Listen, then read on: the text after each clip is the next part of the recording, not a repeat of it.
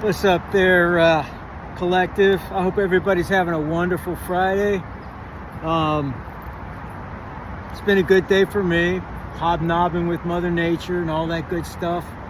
I've said my prayers and everything that I need to do before doing all of this, or before coming before Spirit to give to you hopefully a both accurate, concise, easily understood, and where necessary and applicable, easy to follow,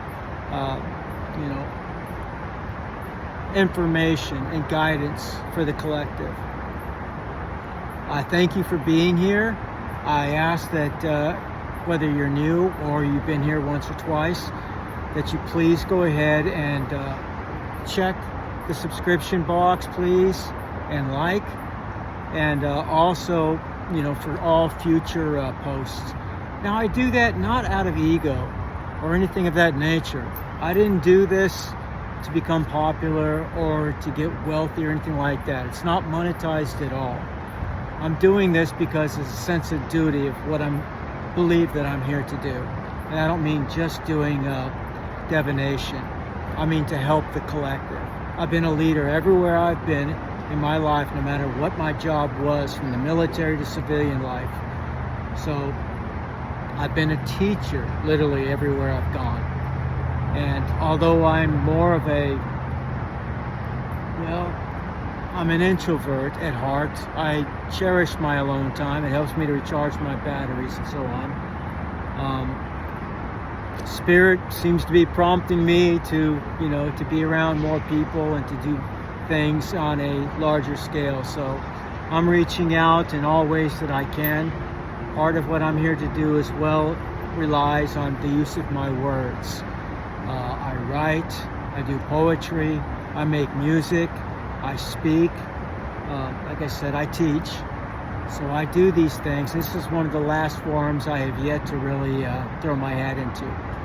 So now, by you checking on my subscription, or subscribing to my channel, I really should say, it helps to complete a energetic link between you and I, so that I can in turn be able to read your energy more accurately. It will stand out above the other energies who are here in equality in terms of those others who have not also subscribed to my channel. But there's no other reason for it. I mean, it doesn't bind you to me or anything of that nature. It just makes it easier to form an energetic link. Of course, we're talking about doing something through the vastness of space, time, and all of that, which really means far less, in the ethers or the spirit than it does in this three-dimensional plane of existence. But it helps to form a bridge between you and I, that I can read your energy a little bit more clearly. Okay? So if you would consider that, I would be very grateful. And with that being said, let's go ahead and recap the energy that we've got for the week, and then we'll go ahead and get right into it, okay? All right, so the energy that we got Sunday through Thursday, today being Friday, was Yera for Sunday.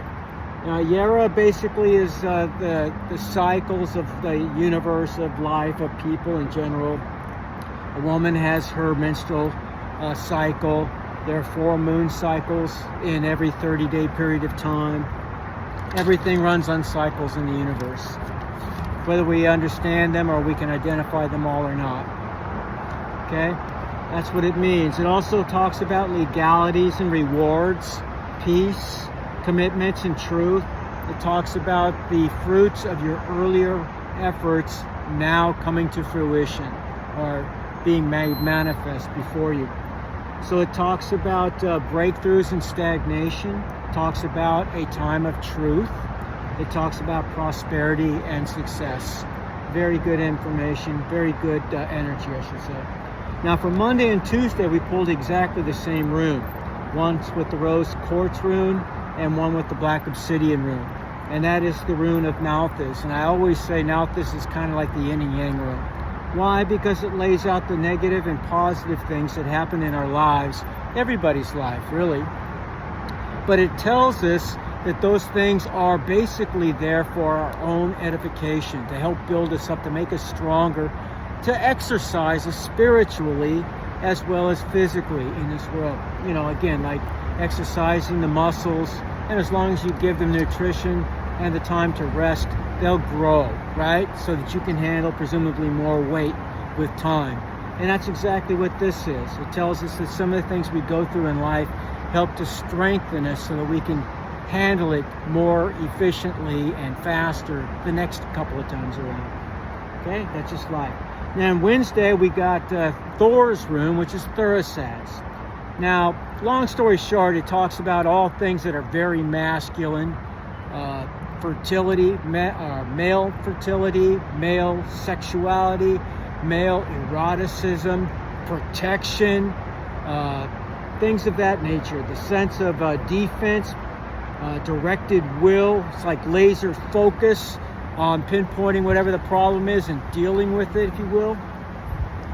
Masculinity, it's like the fire signs. It takes care of it, it performs, it does action.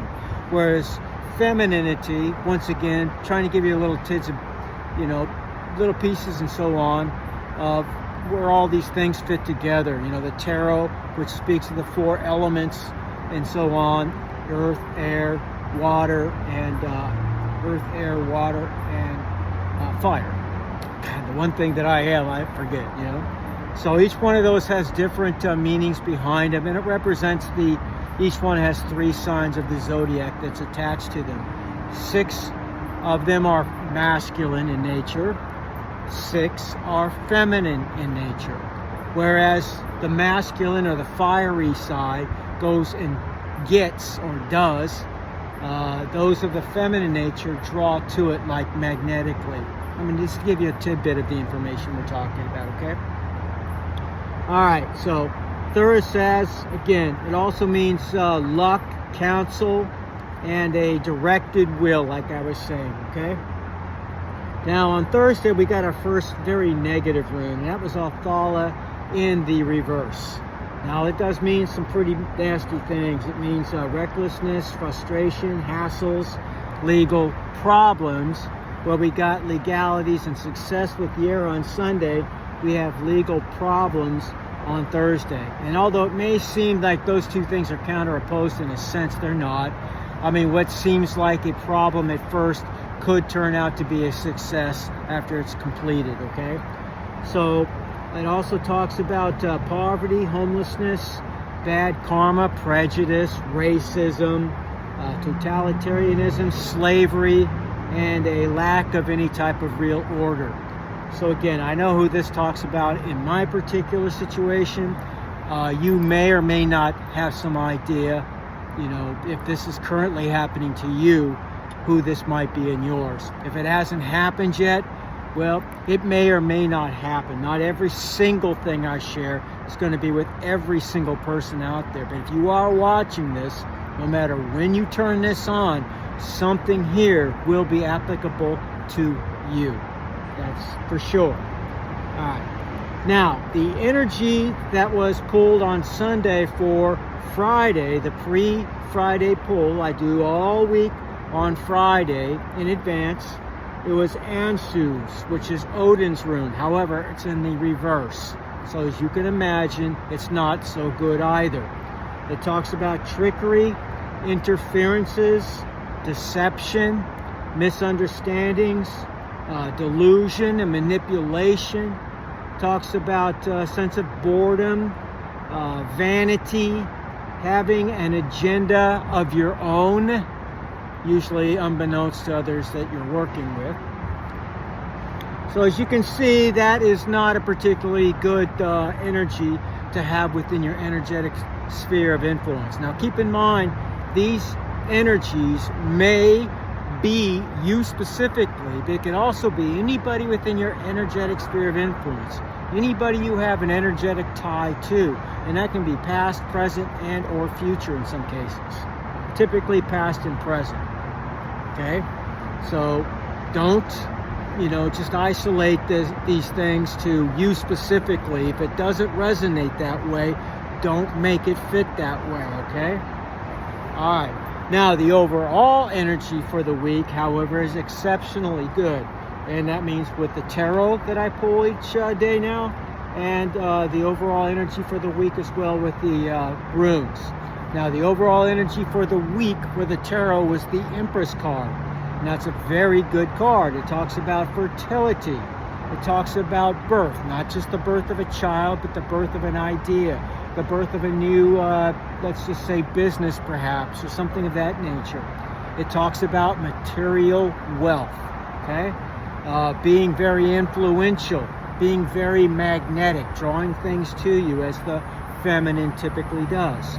Being an inspiration or inspirational, being one with nature, being very creative. That's a feminine attribute as well. So anytime you're creating, whether you're a man or a woman, and this only speaks of energy. If you're creating music, you create art, you're in your feminine energy, okay? That's not a bad thing if you're a man. It's fact, we need to balance ourselves out. We should all have that sense about us. In fact, the only forces that are non-creative in our universe are those that we associate, for example, with the archonic, demonic, jinn-like forces. They're very negative in nature. They can certainly plan and scheme, but as far as their sense of creativity, it's non-existent. They get that from others. They steal that from others. Okay? Now, also within the Empress is a sense of good news. Always good news, and a sense of change. Change is for the better. Okay? Now, with Aiwa's, very similar in many ways. Again, it speaks about both death and rebirth. Now, the death in this case could be a physical death. That is true. But it also and usually refers to the death of a cycle, as I said many times when we draw in this particular room. Now, what that means is we all go through cycles of learning. Some cycles are very short. We presumably learn our lesson, then we move to the next cycle. Some cycles can be many years, maybe even decades long in some cases. Now, the thing about this is, if you don't lose or learn, if you do not learn your lessons, you will have to repeat those lessons. So if it's a 10-year cycle and you haven't learned the lessons you were supposed to learn in that cycle, you're going to basically have to relive that 10-year cycle to learn, hopefully. Some people will go through their entire life and just do through a perpetual loop of trying or maybe never learning their lessons. They do that out of choice. You have to choose to learn. And the only way to do that is to do what we call in spirituality our shadow work. To really go within, to confront face to face and eye to eye our demons, literally, using the Freudian or Jungian way of looking at things. I believe there are literal negative spirits or energies that exist that embody a real personality, indeed. But I also know that we have our negative attributes, and every single human being has them. Some people, they try to hide them. And those who are the braver souls, who are really on this spiritual journey, will confront them. And they will take control of them instead of allowing them to control you. That's what shadow work is. If you have some kind of an addiction, for example, yes, you can overcome it. Some of us need a little bit of assistance in order to figure out how to do that, and there's nothing wrong with that. I've been fortunate in the sense that once I can identify it, just like in the Marine Corps, I can seek out, close with, and destroy that freaking addiction through coordinated and superior firepower, so to speak. I know, I'm a little brainwashed still. I love being Marine, though. I was a very good Marine. I was very good. And I miss it, but I apply the lessons that I learned in my civilian walk as well. And it's helped me many, many times over. But not everybody, I'm finding out, has that ability. And it's not to put anybody down or to lift me up. It's just one of the things I've discovered in my life. I thought everybody was the same in things, and how they deal with things, and how they think and how they go about doing their stuff. But I've learned through life that that's just not the case. We're all different, and we're all here to edify and to help each other. This is why we've all been given certain gifts, and that we are supposed to share with the collective those gifts. not hide them away, not to be embarrassed. If you are a seamstress, that is your passion, that's your gift, share it with the collective. That's why you were given that gift. If you are somebody that deals with divination, if that is your gift, that's your passion, share it with the collective. I get nothing out of this. I invest my time, my energy, my effort in the hopes that I can edify even just one soul out there. That means I planted a seed. That means I have done what I am here to do, okay? And I'm not going to ever stop doing that. I can't say what this is going to look like in a year from now. This may not be my primary reason for being here, but it is a reason for me to be here. It's one of my gifts, so I have to apply them until things become clearer and clearer for me. And that comes, again, with genuine, concentrated effort. What does the word laser mean? Because that's what we're doing. We're forming the energy that we are using and focusing it like a laser. It's actually an acronym that stands for light amplification stimulated by emissions of radiant energy, laser, okay? And it just means you're taking, for example, let's just say the entire energy of a light bulb. A light bulb's light energy goes out in all directions, right? That's the light that we see. If you were to take that energy and put it into a pinpoint focused energy, now you have that laser that we see that cuts through metal and anything else for that matter, right? That's what we're talking about. Seeking out, closing with, and not necessarily destroying, but coming to terms with those negative aspects of yourself and taking control of them. That's what this is all about, okay? All right, so we have some excellent overall energy for the week, and we have, well, two energies so far that, at least for today in general, starting yesterday, are not as positive, okay? So again, we're always going to have hurdles that we have to get over, mountains to climb. But remember, once you get to the top, it's all downhill, right? Catch your breath. It's all good. And that's what we're wanting to get to. Gotta remember being on long forced marches in the Marine Corps. I mean, you have anywhere between a 60 to 80 pound backpack, right? That means ammunition, your gun, whatever else weapon you're carrying, crew serve weapons. You're carrying your provisions for X number of days and so on. You know, extra clothing, socks, t-shirts, underwear, things of that nature, your water, your food, all of that stuff, right? And you go on a forced march of 20 miles, let's just say. A forced march is somewhere in between hiking speed and running speed. And you have to do it in unison with the man in front of you and the man behind you. And let's just say, it's not easy at all, especially a 20-mile forced march with all of that, you know, weight on your back. It's not easy.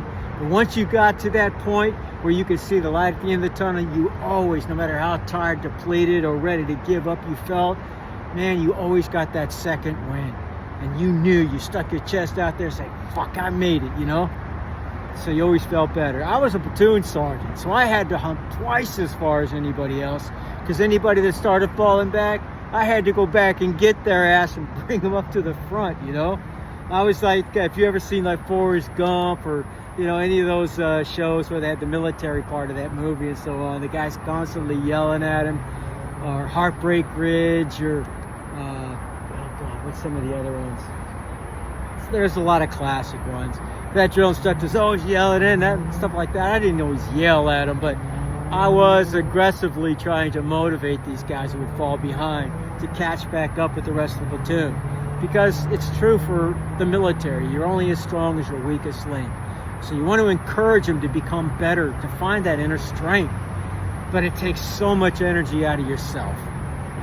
Anyway, enough of a segue. I like to share little anecdotal stories and personal experiences, as well as the information I've got over a lifetime of, you know, spiritually seeking truth in all different areas. Now, that being said, let's go ahead and draw our tarot cards and find what our past, present, and future energy is for today, okay? Today being whenever it is that you actually see this particular reading, okay? All right, so what is the past energy for my collective, please? The past energy, please, and thank you. That means anytime up to this very moment. Thank you. Past energy, thank you. Past energy, and thank you. Past energy. What is the past energy for the collective? Past energy.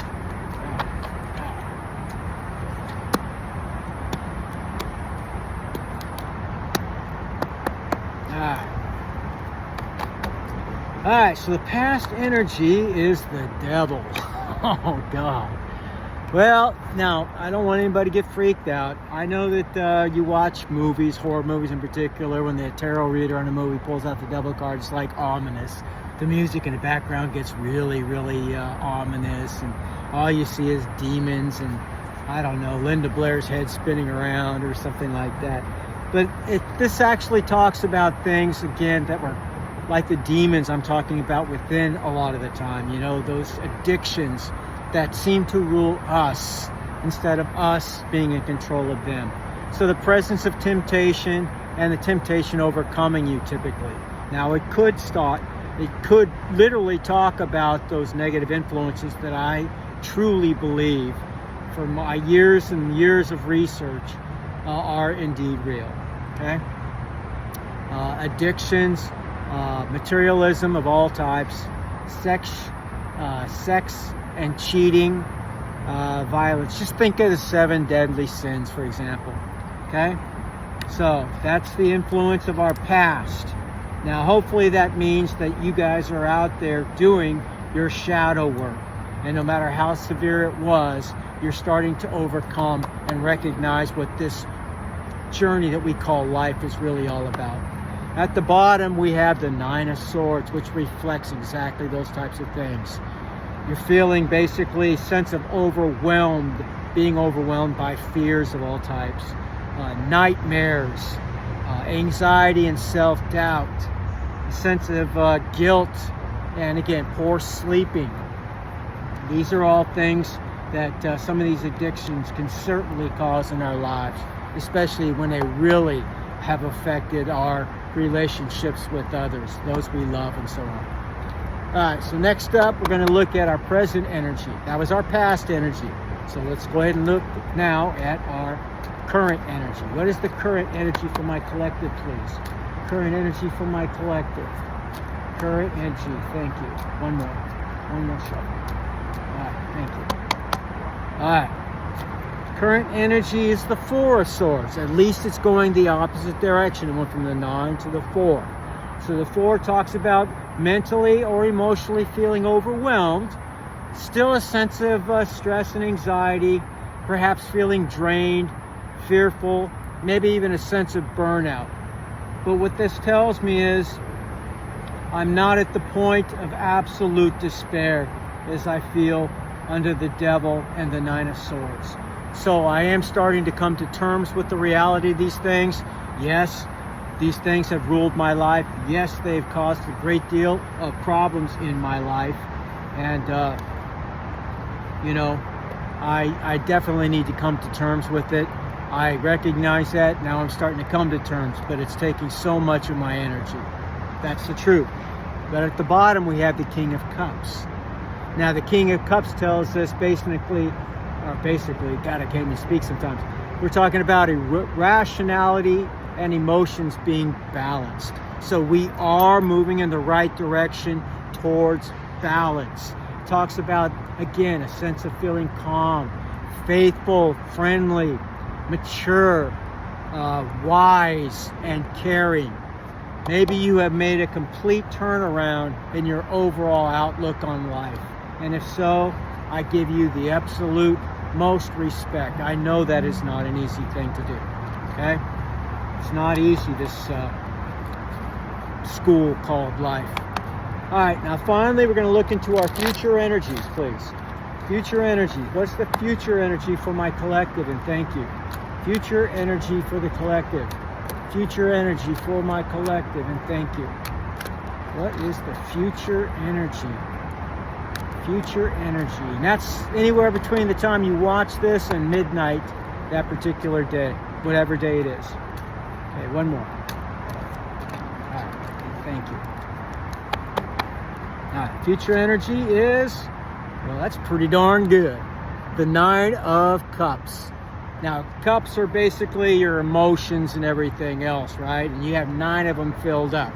So that talks about your desires coming true. We all like that, don't we?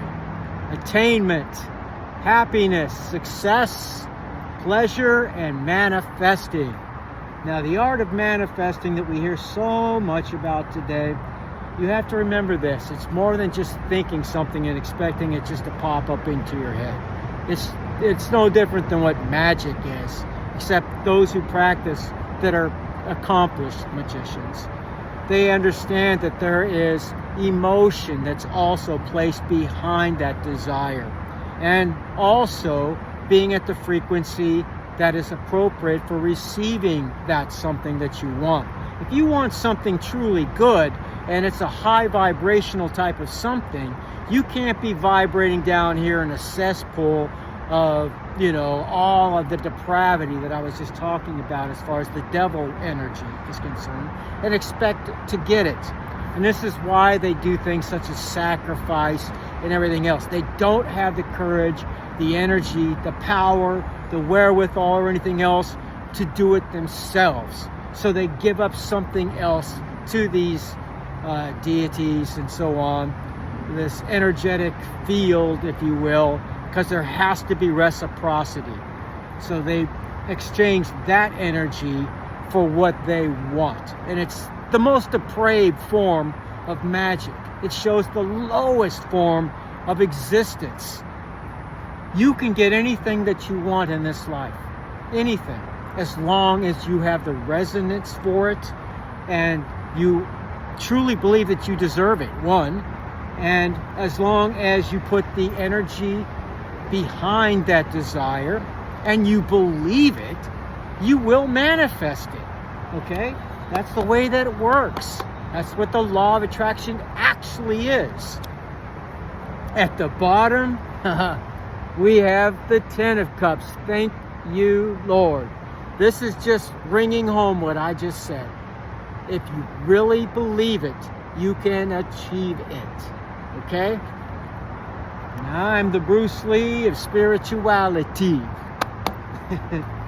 So I coined that yesterday. Actually, I said it many times before that, but I put it on video yesterday. So it's my saying from here on out, because I do exactly what he did in terms of martial arts. He took the very best that the world had to offer, from all the world's martial arts, and basically got rid of all the fluff, all the stuff he thought was nonsensical or just not practical. He developed his own, martial art, Jeet Kune Do. Okay?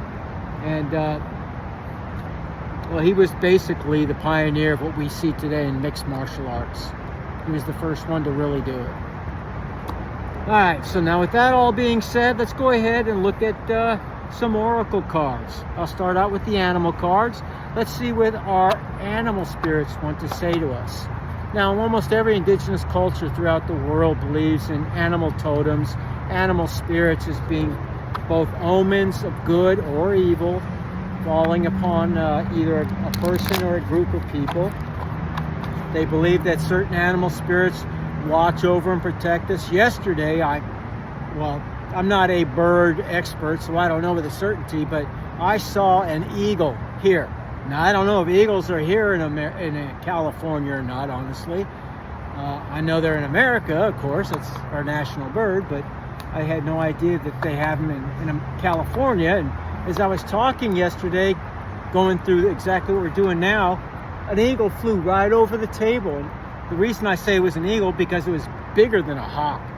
And it had the big white head, big yellow beak, and everything else. It didn't look like a hawk. So we got plenty of hawks out here. So that could be a good sign. I'd have to see what it is. I'd have to look it up to see what it actually means. And I should have done that. And I will do that. But I'm not going to stop right now to do that. But what I'm saying is, those things are omens, the things that we're supposed to be looking for. In fact, what is it? Nalthus, which we pulled on Monday and Tuesday, talks to us about looking at the omens that are available. I had this week actually, a praying mantis fell right on my tarot deck. You know, I mean, I turned around for a second, I turned back, and there it is. It's like, it wasn't there a second ago. Where the hell did that praying mantis come from, you know? And it was just a baby one, but it was just sitting there and just watching. It was the coolest thing ever. So I'm at one with nature in a lot of ways. I've always been really good with animals. Animals love me for some reason. And that's not to say I can go up to a wild lion and expect him not to want to eat me, but I'm not stupid. But I do have a relationship with nature, I do.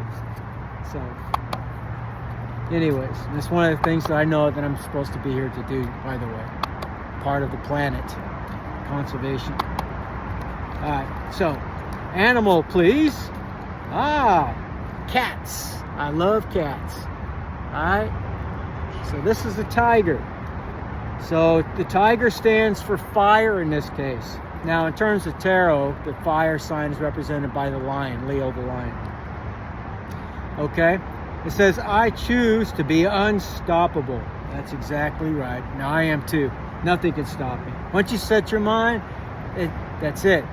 It says, my passion is my power. Exactly. It says, I'm bold, I'm brave, mighty forces come to my aid. Remember, the universe favors the bold, the brave. I truly believe that, more now than ever before. I'm taking on an entire secret society right now, a coven, a bunch of freaking ridiculous witches who are plotting, planning, and scheming and doing all their crap behind closed doors late at night. Every single night they do their black magic and shit. They've taken other people's lives. I mean, they take the lives of innocent animals. I mean, these things are real, people. I mean, I can't say it enough. And I know it's going to take actually these things coming forward in a way that everybody can see to believe that what I'm saying is not just some kind of grandiose statement. It's true. It is true. And it will be made manifest. So, and when it does, I hope you remember my words. But until then, just keep this in mind. It's happening far more and far more frequently than most people realize. And as in my case, it can be the very people that are closest to you. It could be people of your own family. It can be your friends, people that you work with. I mean, you'd be amazed. You'd be truly amazed. And they are literally the very people I was just talking about. They learn how to siphon your energy. They are literally psychic vampires. They can take your energy in the form of money, resources. They can steal your energy in the form of sexual impropriety. If you're out there just giving your sexual energy away to people, you have no idea the energy that you're giving away. It's the most powerful energy that we have. Think about it. We create human beings with that energy.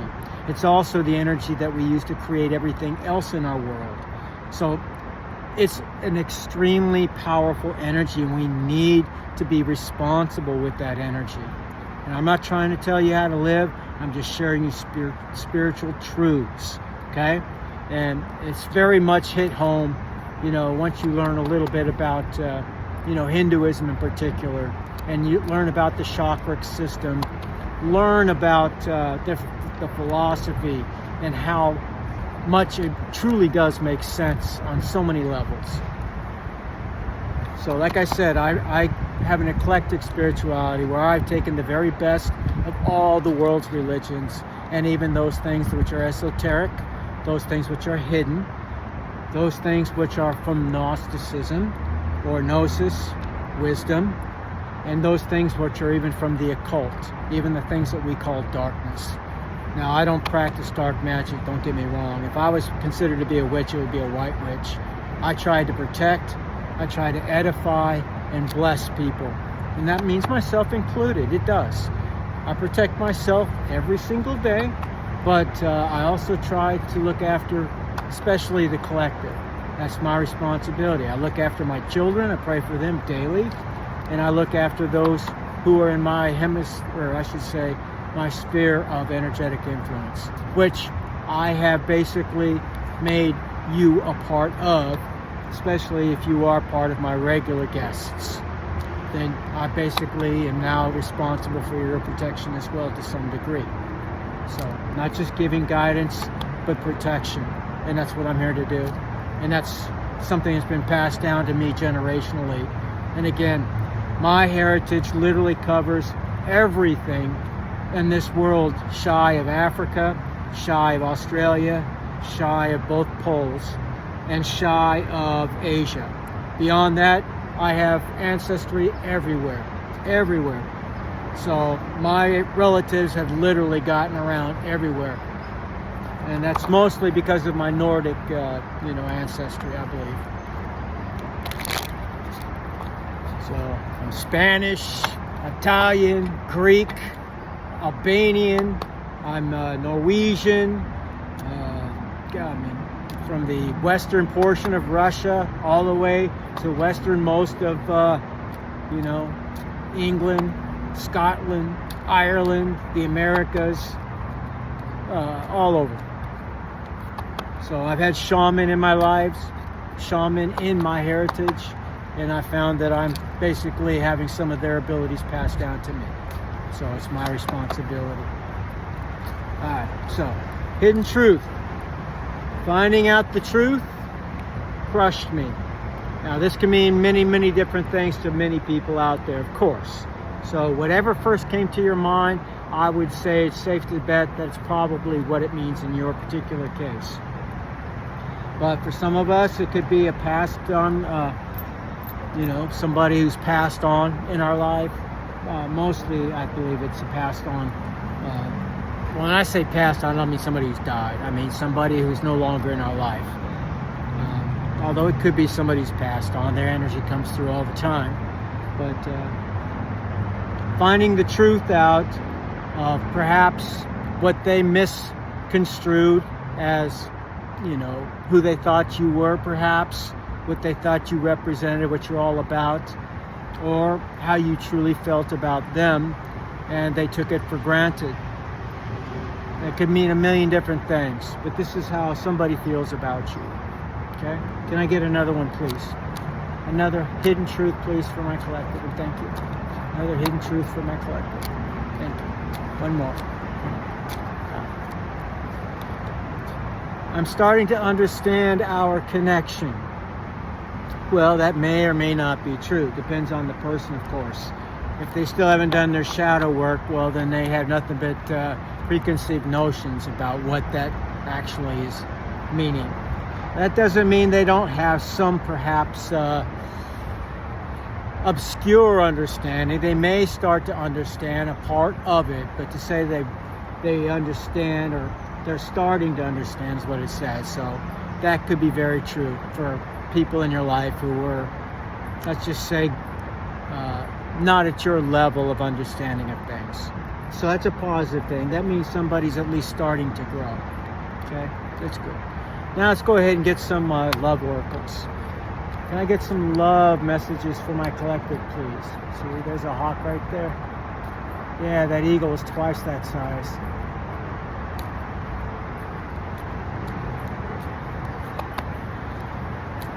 It's very interesting. Saw a hummingbird out here too. The hummingbird strangely was chasing a squirrel. I've never seen that before. That squirrel turned tail and ran up that tree. It's cute, funny. I don't know what that's all about, but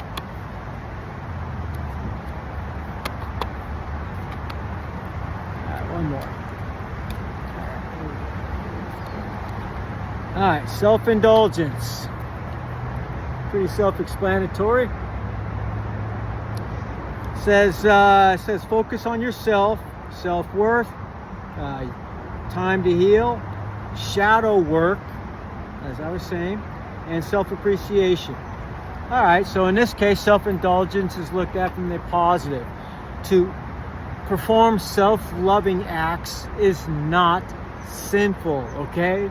It doesn't mean that you have some narcissistic tendency. We all have to fill our own cup before we can fill others' cups. Otherwise, you're completely depleted and you're missing the point. And this is why authenticity and self-love is so important. If you've never heard this before, it's recently been shown that authenticity, or loving yourself genuinely, is 400 times more powerful than just love itself. We've always thought that love is the highest frequency in terms of vibration, frequency, and resonance. And it is. It's very, very, very high up there as far as the spectrum of energy can be actually measured is. But self-love or authenticity is the highest form, at least that we know of right now. So keep that in mind. And that, again, is not a narcissistic love. It's recognizing that you are a person of worth, no matter what anybody else says, thinks, or does. They can say you're the worst. You can be not entirely the most beautiful physically, but you see that you are worth your weight in gold. You have so much to give to this world. And if you don't feel that, if you don't see that, then you have to go within. That shadow work is so important.